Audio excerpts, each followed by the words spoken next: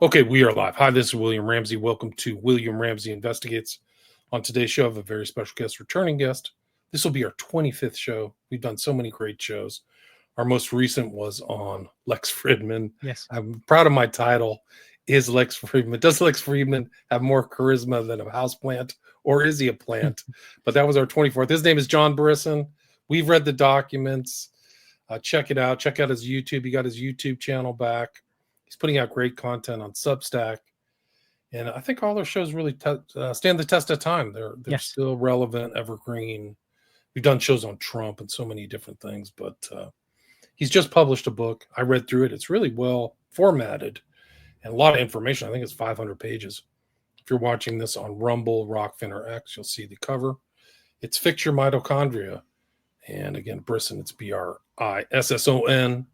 And that's kind of how he got started. For people who don't know, he was more kind of a health kind of advisor, really. I think that's where your original email was, Fix Your Gut. Yes, so I think that's another one. Anyway, you can talk more. Maybe for people who listen to my show, they know you, but also maybe you could just talk about your kind of health background for people to just see you as a researcher. Maybe you can talk about kind of Fix Your Gut and then what led you to write this book, Fix Your Mitochondria. Yeah, William, thank you for having me on again. It's a pleasure, brother. And all both of our research, avenues of research stand the test of time and keep repeating themselves, especially the West Memphis 3 coming back into the fray and into the news again too, as well. I was a digestive health coach or health coach first, even though I studied conspiracy beforehand, but I wasn't really making it public. When I had learned that 9/11 was an inside job, listening to Alex Jones, who now I don't have any trust in, put no trust in man. But back in the day, I thought he was a truth teller when I was listening to him on Coast to Coast AM with George Norrie back in 2008. And, through there, you kind of learn about the fraud of the conventional health system. Not to say, obviously, that there isn't some truth within conventional health. For example, as much as I am a fan of alternative health, I do believe more of an integrative health perspective.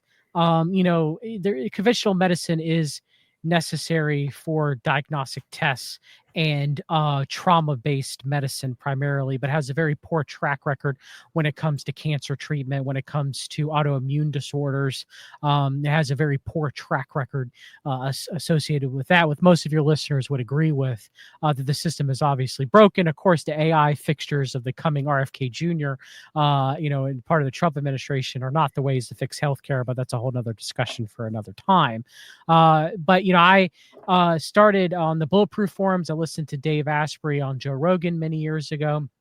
I met my friend Titus, who's been my business partner all these years, and my friend Jason Hooper, who used to write and health coach for Fix Your Gut as well too. And we started this, website where I could write blogs. There's over 250 plus blogs on Fix Your Gut still to this day. I'm still writing new blogs, a way I could help people, offer health coaching as well too. I've been a naturopathic author and health coach for about 14 years. I wrote my book Fix Your Gut, which is on Amazon. I haven't put Fix Your Mitochondria on Amazon yet. I got it formatted in Kindle form, but it can be purchased on my website, fixyourgut.com. Fix Your Gut on Amazon has over 150 plus reviews. It's an Amazon bestseller over the years. And, I knew what it was to be ill. I had silent reflux myself. I was sick with health issues, and silent reflux wasn't a recognized condition at the time. And so the doctors were just telling me that I was crazy because I didn't have the stereotypical heartburn symptoms where a person has like pain in the chest or, usually burning in the chest as someone has with heartburn. And I had to figure out what was wrong with me. And later I figured out I was an H. pylori dysbiosis in my stomach and a whole host of issues. But I figured out that was wrong. And I was able to help myself. And Lord willing, I was able to help a lot of people with various health conditions over the years, just researching it the same way I research conspiracy topics. And so, I've been doing it over the years. I've helped many people. Sadly, I have not been able to help everyone. Obviously, it's the Lord that does the healing. I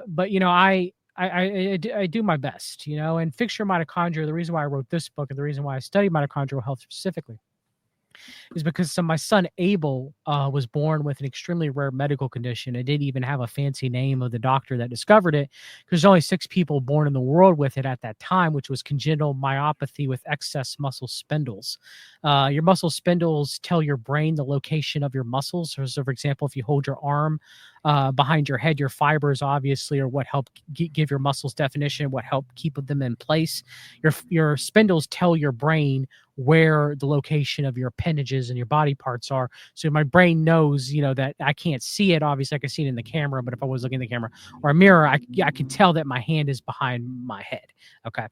And so because of that, he had less muscle tone. Most kids with this condition died before the age of 2 due to congestive heart failure, because the muscle fibers of their heart weakened over time. And since he had more spindles, and so I was like, okay, is there a way to extend his life? And I figured out through researching of his condition with Dr. Fan, who was a Chinese neurogeneticist in the University of Chapel Hill, absolutely brilliant woman, who at first, when she told me of Abel's condition, she was like, he's going to die and there's nothing you can do about it.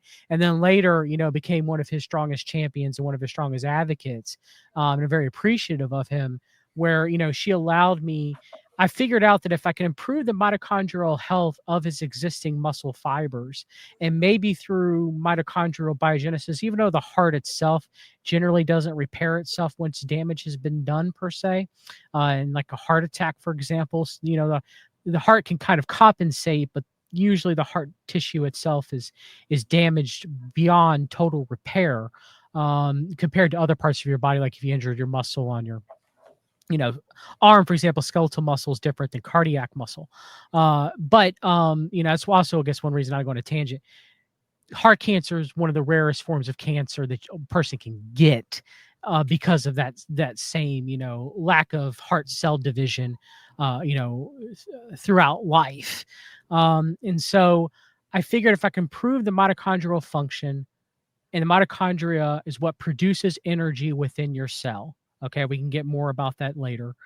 I figured if I can increase the amount of energy that his heart is putting out, that he would not hopefully die of congestive heart failure before the age of 2. And I was able to accomplish that by, giving him certain supplements like ubiquinol, 300 milligrams of ubiquinol, 10 milligrams of PQQ.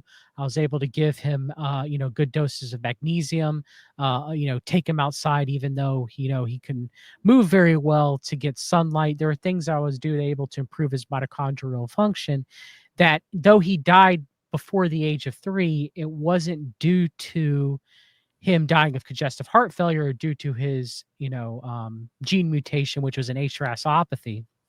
It was due to medical error. And so, he died due to medical malpractice, not due to his condition. When my wife and I chose to allow him to die with dignity, we took him out up to the rooftop. They took the ventilator off of him, and we held him, and his heart still beat for many minutes afterwards because it was so strong, because of, me using the techniques of improving his mitochondrial health. He didn't, even his post autopsy showed that he did not have congestive heart failure, and his heart was relatively strong for his age. And so it was that information that I gained from taking care of him and trying to extend his life and to give him a better life, that I used to, coach people, and eventually took me a long time, but to write and finish this book. And I do believe if a person improves the health of their mitochondria, and we could talk about, what the mitochondria are, what assaults people's mitochondria, what people can do to improve the health of their mitochondria, why it's important. I think if you can take the same, information that I wrote in this book, and kind of the same protocols that I used with him and other people that I've coached and people in my own personal life, you should hopefully be able to have better health. Let's start there. What is mitochondria? Maybe some people don't know, and why it's important and what it does for the human body. Yeah, so your mitochondria are where adenosine triphosphate is produced, which is the energy currency for your ATP, heart to beat. right? Yes, Sure. ATP, for your heart to beat, for your neurons to fire, for your muscles to move. your body has to have some sort of energy currency, right? For it to be able to do work. And that currency is adenosine triphosphate, or ATP, which is produced within the electron transport chain of the mitochondria. Okay, so your mitochondria are known as the powerhouse of the cell. They're what within your cell that produces the energy for your cell to function and maintain homeostasis, hopefully properly. Okay, and so through that, there are issues with a person's mitochondria, especially when they age. Through that electron transport chain, electrons are shuttled in the production of ATP and the production of energy, and they can leak out of the mitochondria due to cellular stressors. For example, the cellular stressors could be obesity, it could be improper light exposure, being under toxic blue light, constantly throughout the day, fluorescent lighting, for example. It could be due to medications you're taking, like the antibiotics, fluoroquinolones, like ciprofloxacin, for example, or statins that you're taking for cholesterol medication. It could be mold exposure in your home that is toxic to you. It could be, the pesticide, chemical laden food that you're eating. There could be various reasons why the mitochondria in your cells are under a sort of oxidative stress, and it causes the mitochondria to be less efficient, for your mitochondria to become unhealthy. And in doing so, they start leaking electrons, and those electrons interact with oxygen or nitrogen within your cells to produce reactive oxygen species or reactive nitrogen species. And in doing so, it starts causing cellular damage, cellular inflammation, for lack of a better term. The mitochondria start dying, less energy is produced by your cell, and eventually your mitochondria, they die, and they signal the cell to die as well too, which is cellular apoptosis. Now, obviously, you want your cells to die sometimes. If they've taken too much damage, for example, you would want them to die properly. Or if they've mutated into cancerous type cells, obviously you'd want them to die. And your body's making cancer right now. My body's making it. Your body's making it. But the body, hopefully through the immune system and cellular apoptosis and mitochondrial apoptosis and regulation, those cells die off, right? So there is a proper homeostasis and regulation for when your cells die. But too much, cell death causes you die from it, technically. And so it becomes problematic as well too. So it's supposed to be within balance, right? So your mitochondria, kind of, though they produce energy, they also control how healthy your cells are and if your cells even live or die. Okay, so that's how crucial the health of your mitochondria is. Your mitochondria is so important. Unlike other parts of your cell, obviously your cellular DNA and RNA can come out of the nucleus, but the DNA itself is contained in the nucleus, right? The blueprint for the cell, right? Your mitochondria are so special, William. They have their own mRNA, and I mean their own mRNA, but they do have their mRNA, but they have their own RNA and they have their own DNA as well too, separately from the cell.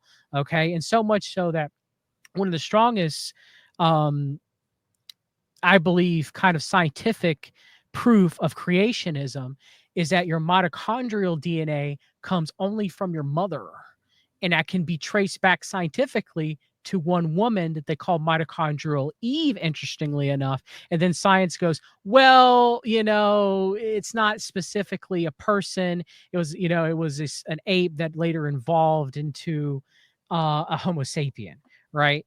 But, to me, that's proof of creationism, that God created us, that there was originally one woman, and everyone's mitochondrial DNA derives from that one woman, which is Eve.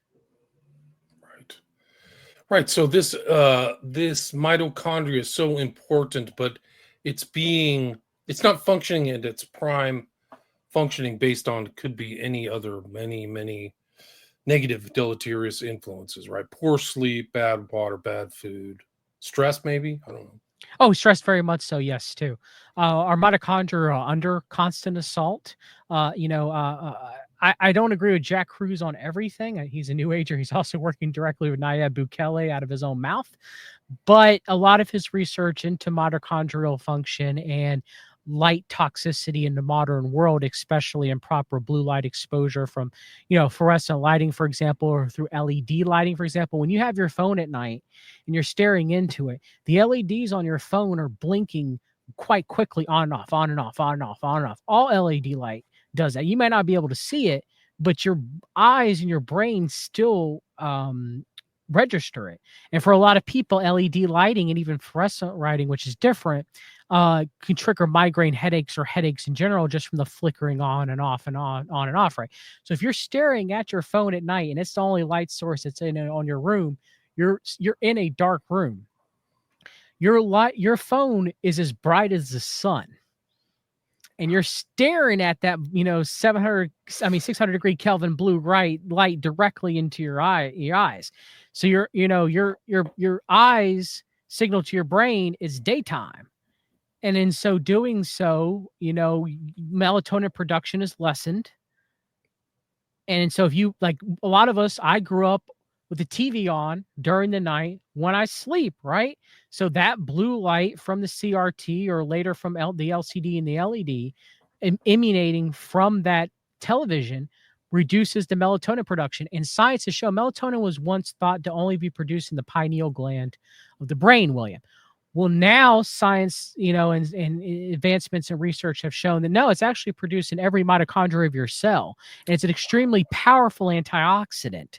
Okay. And so that's why nurses and third shift workers have higher rates of cancer, more than likely, even though correlation isn't always causation, is because their melatonin levels are lower due to improper circadian rhythm or timing their sleep, right? Awake during the day, making sure you're outside Weird getting shifts.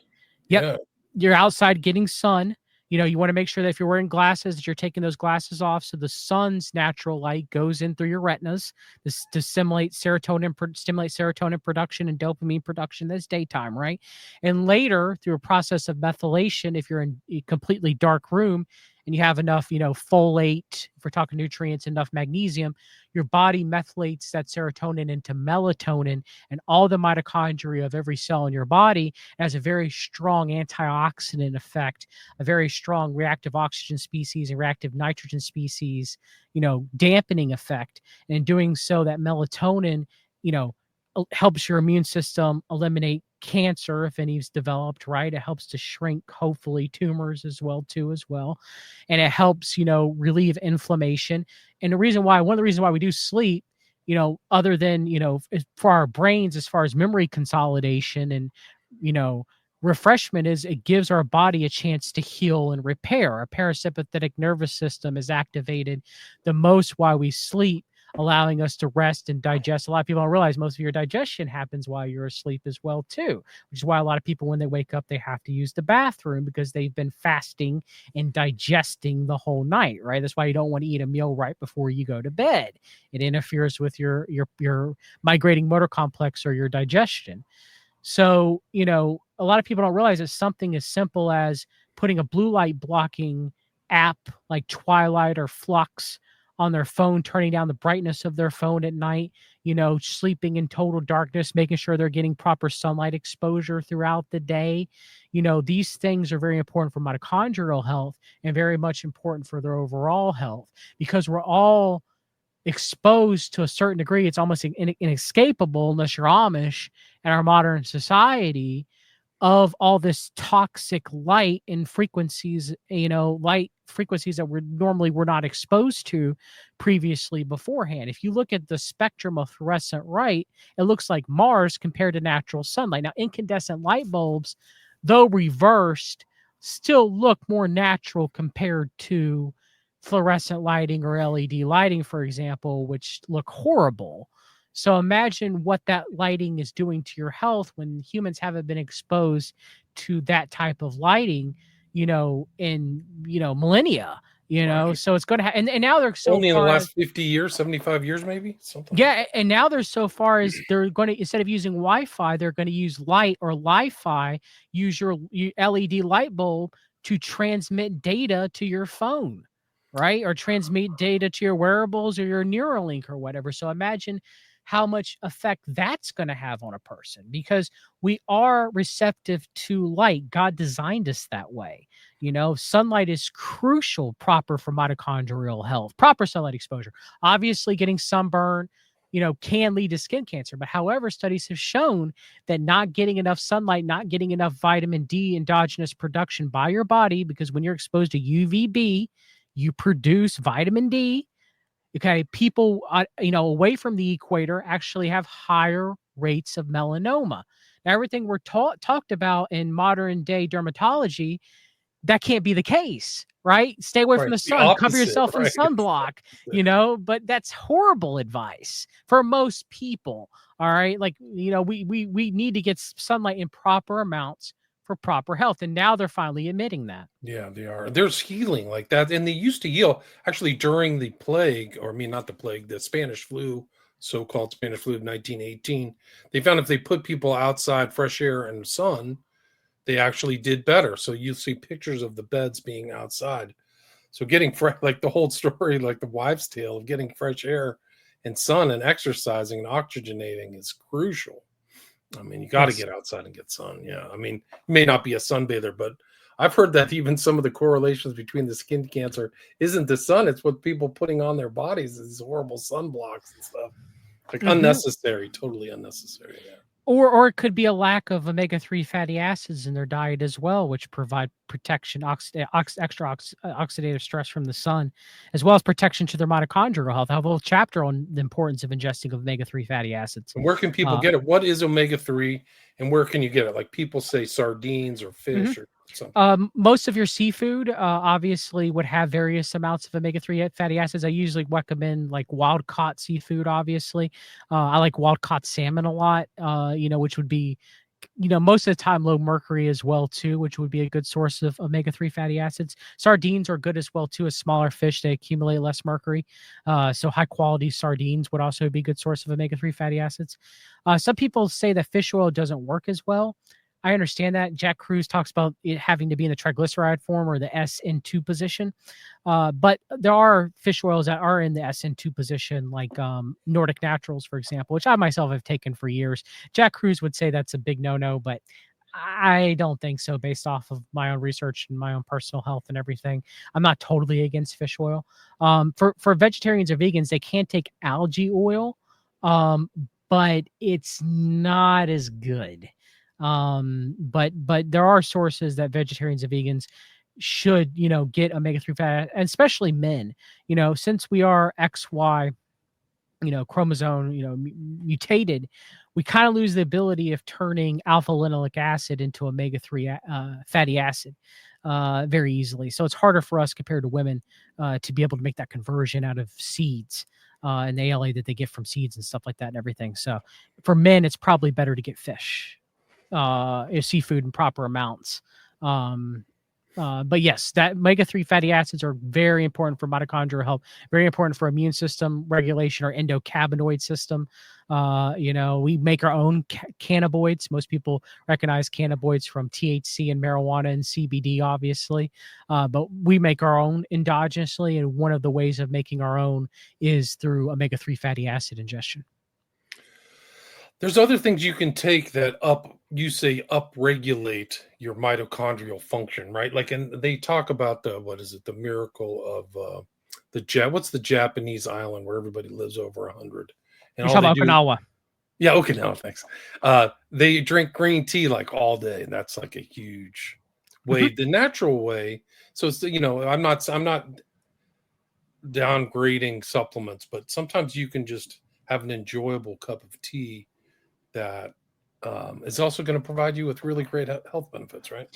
Yes, organic green tea would contain ECGC, which I wrote in my book, which would have a positive effect on what is known as mitochondrial biogenesis, or the creation of new mitochondria cellularly. Also, you have the olive oil diet or the Mediterranean diet leading to longevity as well, which you have the chemical hydroxytyrosol, which is in olive oil, which is also written in my book as a way to improve and enhance mitochondrial biogenesis as well too, which may be why olive oil outside of oleic acid, which is omega-9, is why olive oil is so healthy for us to ingest. It's not a seed oil, it's a fruit oil, right? Right, right. And it's not processed. It's not processed by, it's not engine, grease or whatever. It's Yes. actually most of the best high quality virgin oil is done in a press, just like an old ancient system. So that's a Yes. way. Sometimes when I don't feel well, I'll actually pour myself an ounce or two of olive oil just for that, not for some reason because it's just super healthy. And where's metformin? Is that what foods have that in it? So metformin's a drug. So metformin is a drug that a lot of people use for diabetes, primarily for type 2 diabetes, and a lot of people use it for longevity and mitochondrial purposes. I'm not against the use of metformin, but I talk about it in my book where there is some evidence that some people using it for longevity, some people using it for mitochondrial function, and that might be why it's one of the few diabetic medications that if someone has diabetes and they had to treat it with medication, I'm not necessarily against the use of metformin compared to other diabetic medications, but I would still caution against it, obviously. And I think exercise and weight loss and other things, there's supplements that can be taken for diabetes, for type 2 diabetes, but for insulin resistance. But if someone had to take it, the main drawback from metformin seems to be it causes E. coli dysbiosis, which a lot of people with metformin end up getting gas and diarrhea, and it seems to be the primary reason why. I'm not against its use for those things. I'm not against it as a medicine, but I do caution, and the reason why I talk about it in my book is because there are side effects associated with metformin, and it may not be perfect. And some people take it actually harms their mitochondria. It did to my partner, Fix Your Gut, Jason Hooper. He wrote about his negative experience with metformin, how it did not help him. But you'll see a lot of people in the biohacking longevity forums using metformin for that specific purpose. Well, here's another thing, like something that's also trendy now. You talk about blue light, but these artificial red lights, right? That people put up and bathe in that. What's your take on red light? Do you have any opinions on that? I have one myself. I know Jack Cruz would technically be against it, even though they are LED. I myself can see benefit with their use on occasion, depending on the person. People with poor mitochondrial health, and maybe there might be some genetic play in this as well too, because everybody's different. But I have seen some people. I know myself. It's helped me for certain inflammatory issues that I have had. And my daughter, for example, sometimes for some reason, I don't know if it's genetical or not, she'll get a stopped up left eustachian tube. And maybe it's just the heat from the eye infrared and heat from the red light LED, emanating off of it or not. But it seems to help unclog the tube, even if she's she's a good 6 inches away from it, it still seems to work, right? So, for some people, I've seen it help a lot with brain fog and inflammatory issues and energy production. And red light does stimulate the mitochondria, and infrared do stimulate the mitochondria to kind of pep up and produce more energy, which, that can be an issue if you're producing too much reactive oxygen species from producing too much energy. That happens when people take too much methylene blue, for example, which you probably see is very popular right now and being pushed in a lot of circles. And so it can be problematic, but for most people, from what I say, I do recommend the use of red light LEDs, usually using them more than 10 to 15 to 20, especially 20 minutes, you're wasting your time, because your cells, your mitochondria can only absorb so much red light. So eventually it's just like, it becomes, you're wasting your time. It appears after about 20 minutes for most people, it seems you're just wasting your time. And like I said, some people, seem to react to it very well and seem to have a difference to it. And other people just be like, I don't feel any difference at all. It doesn't seem to do nothing. And again, I don't know exactly why that is. Me and Jason Hooper used to talk about it a lot, and we don't know if it's because some people's mitochondrial health report. For example, I have not to go off a tangent, but I have an SOD2 mutation. There's an antioxidant enzyme produced by the mitochondria called superoxide dimutase, and it breaks down reactive oxygen species before they do damage, and neutralizes them within the mitochondria. And I produce less genetically, about 40% less. So I tend to have mitochondrial issues just on baseline, especially when I get stressed, especially when I'm not sleeping. I don't really have tinnitus when I'm healthy, but when I'm sick or when I haven't slept or when I'm under a lot of stress, tinnitus all of a sudden rears an ugly head. Where on a normal day, I don't have it at all. And that's due to the SOD2 mutation. The tinnitus is coming from poor mitochondrial function and health, right? So on those days where I know that I run down if I take ubiquinol, for example, and PQQ and things to try to improve mitochondrial function and get a good amount of rest and sleep, which is important, get a good amount of sunlight, use the red light if necessary, all of a sudden my tinnitus goes completely away and I don't have it anymore. And so, like I said, I probably just genetically, and also I was 3.5 months premature. I've had numerous surgeries and health issues through my whole life. I function fairly well despite all that, but I am broken in a lot of ways, even still today, So, the red light does react positively for me, but I know people in my own personal life who've done it and they don't feel a difference at all. Maybe it's maybe it's kind of a placebo effect, but I would argue there is a lot of science behind it that kind of counterbalances any placebo effect.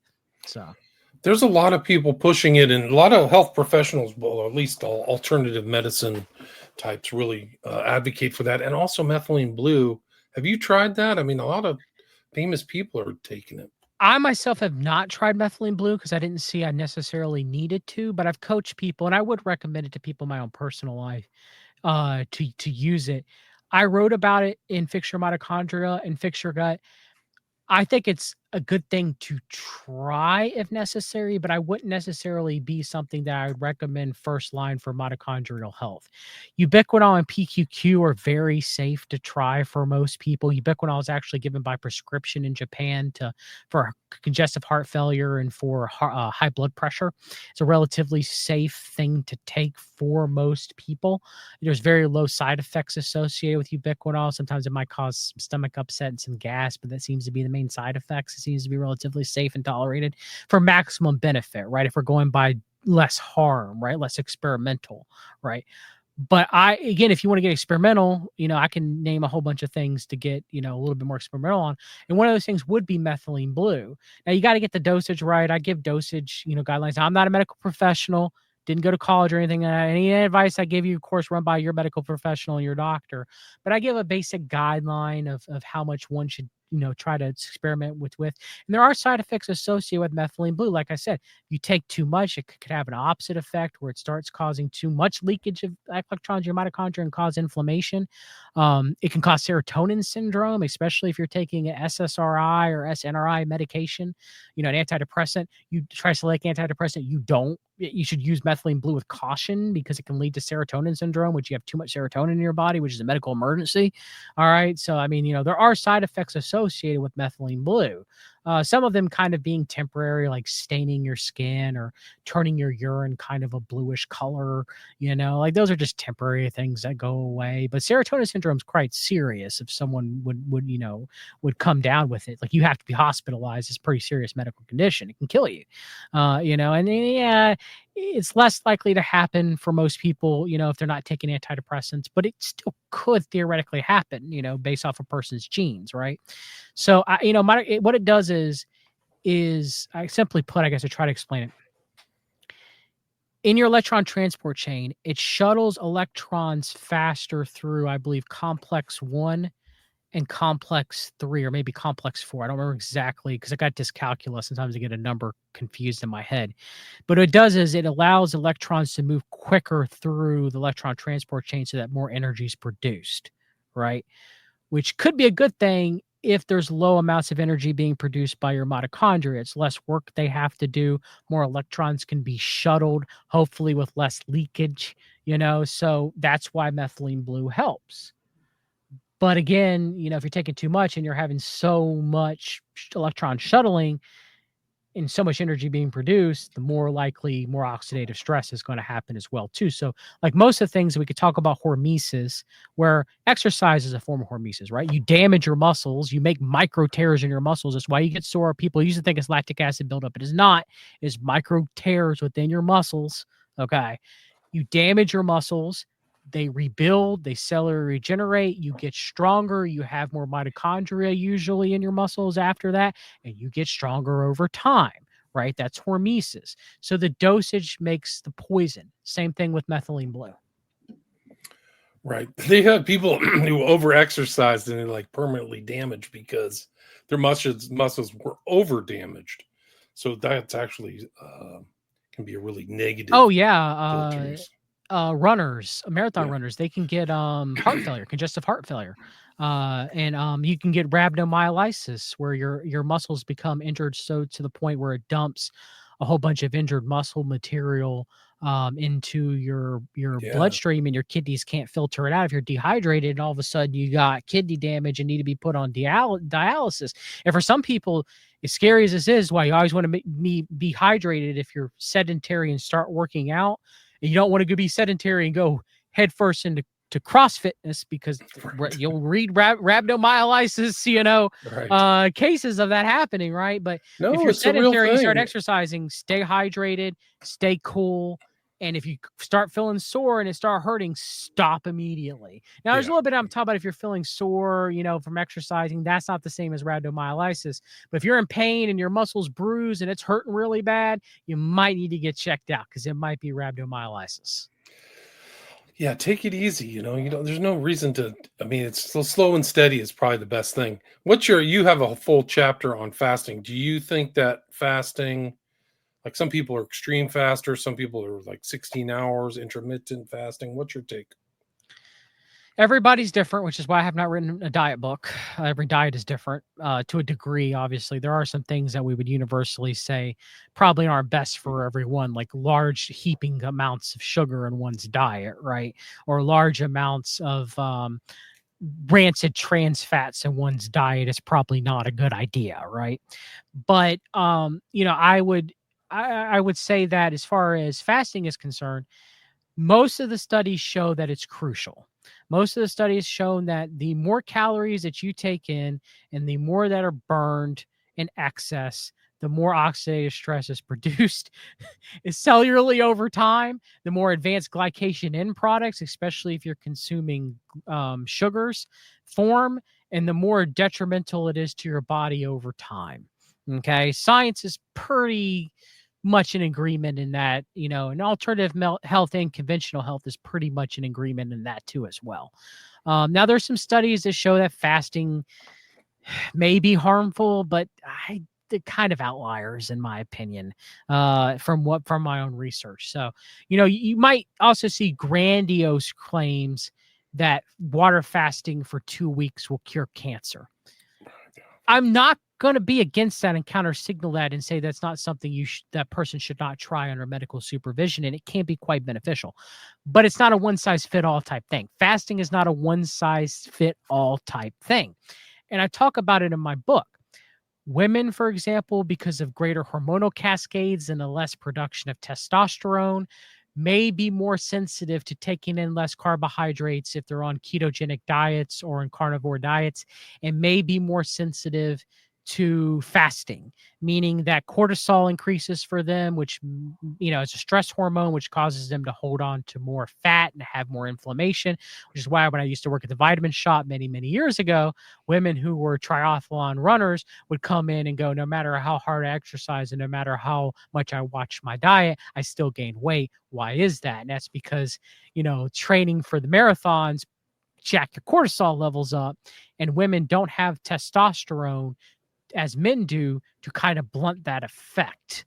Okay. So women, they get the benefit of having better immune systems, more functioning immune systems, which is why if you get a cold, you might be in bed thinking you're going to die, William. Your wife gets a cold, she's up and around and she's functioning. There is a medical basis for that.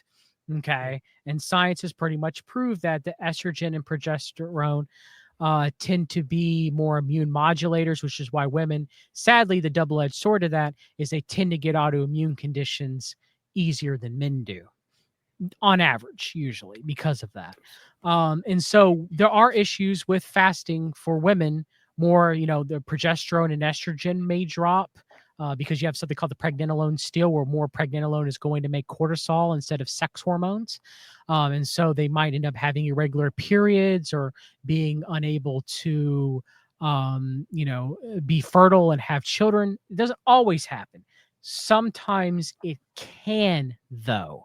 And it can also, too much fasting can lead to people who have cortisol issues known as adrenal fatigue, people who have an overactive sympathetic nervous system instead of underactive parasympathetic nervous system, the fasting could increase adrenaline levels for them, increase cortisol levels for them.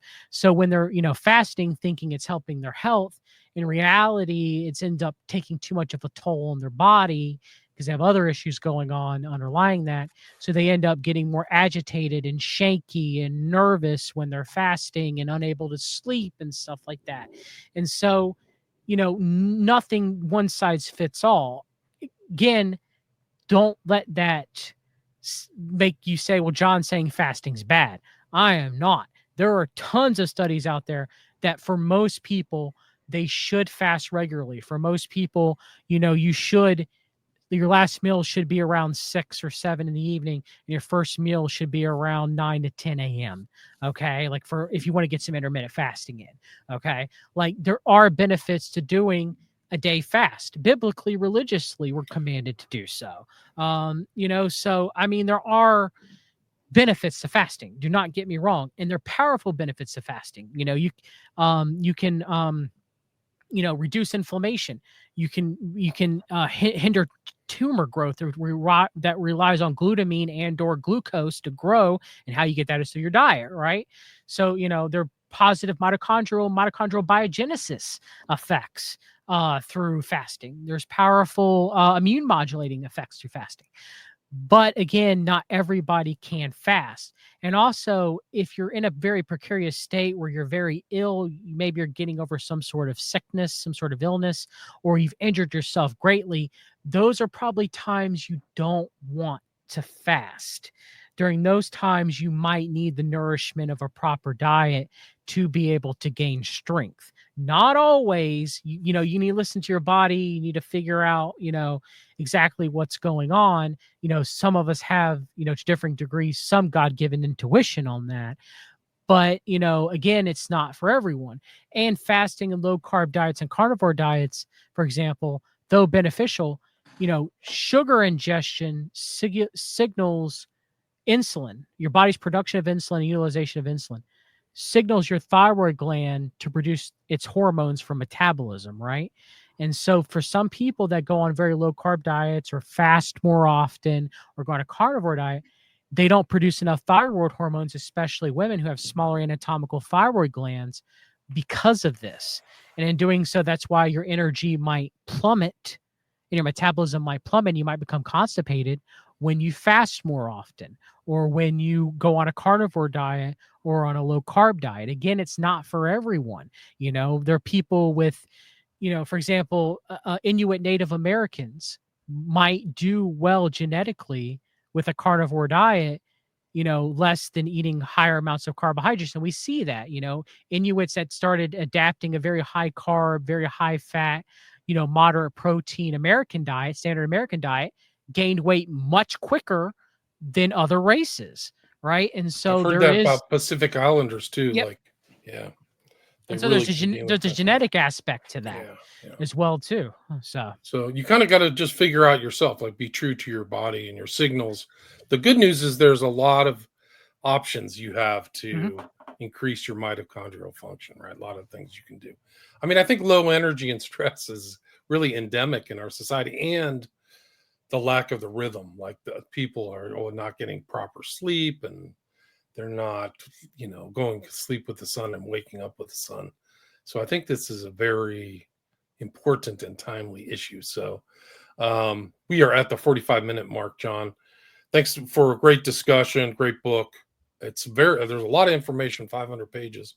Where can people find Fix Your Mitochondria? You can find it at fixyourgut.com. I offer health coaching as well too, email coaching, consultations. You can email me at john@fixyourgut.com. I'll send you a coupon code, obviously, for anybody who's listening out there.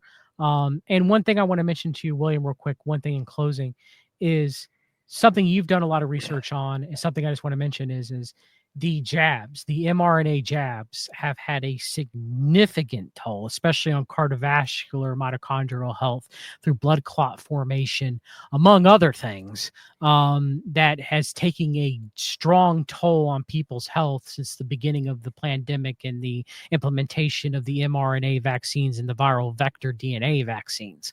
They have had a strong detrimental effect on mitochondrial health, which is something that I did not write. But if I was going to do a second edition, there would be a part of, the second chapter is dedicated on various things that cause poor mitochondrial health.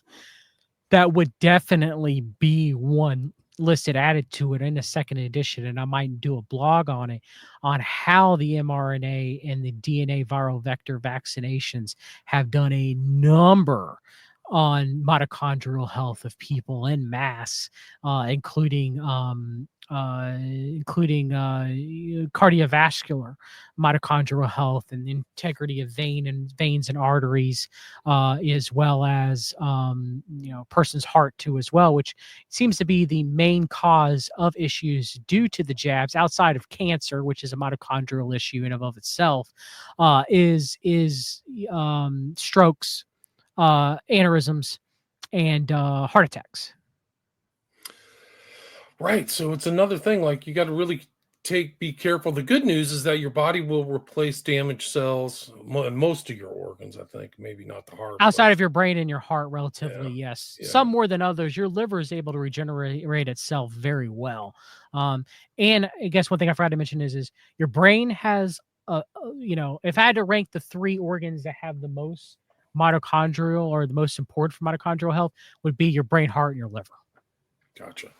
So there's things you can do. You don't have, and I mean, these are things that, just like John's saying, like it probably is an optimal guide for each person. It's a little different, but there's things you can do to improve your health, improve your well-being, improve your function.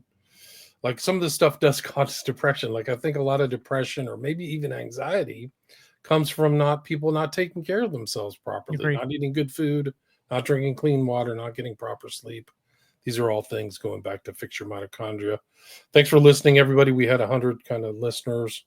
And so people can go to fixyourgut.com. Yes. Further inquiries there. The book is there, right? Yes, it is. Both Fix Your Gut and Fix Your Mitochondria are both there at the top. You can click a link to my Podia store at the top. There's a link for health coaching as well at the top. Will just direct you to my Podia store.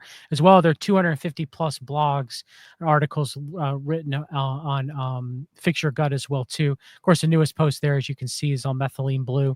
And thank you, William, for having me on again. It's been a pleasure, and God bless each and every one of you listening. Yeah, God bless you. Thank you. Wealth of knowledge. You can tell how much John knows about this subject. In addition, you can go to We've Read the Documents as well.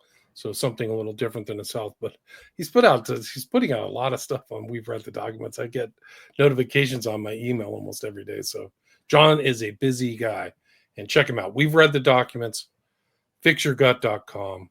And then the book we talked about today again is Fix Your Mitochondria. John Brisson. Thanks so much. Thank you, William. God bless everyone. God bless you.